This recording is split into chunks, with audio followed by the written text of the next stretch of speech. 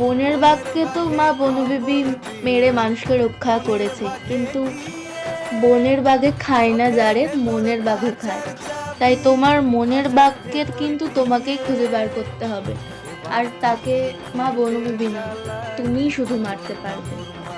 মন্দিরের ভিতরে মা বনবিবির মূর্তির দর্শনও তোমাদের করিয়ে দিলাম, এবং পুজোটা আসলে কি করে হয় সেটাও এক নজর দেখিয়ে দিলাম। যারা মানসিক করে বেশিরভাগ লোকজন বনবিবির মূর্তি দেয়, কিছু কিছু লোকজন আবার বনবিবির সাথে তার ভাইয়ের মূর্তিও দেয়। চলো তার ভাইয়ের মূর্তিটাও তোমাদের একটু দেখিয়ে দিই।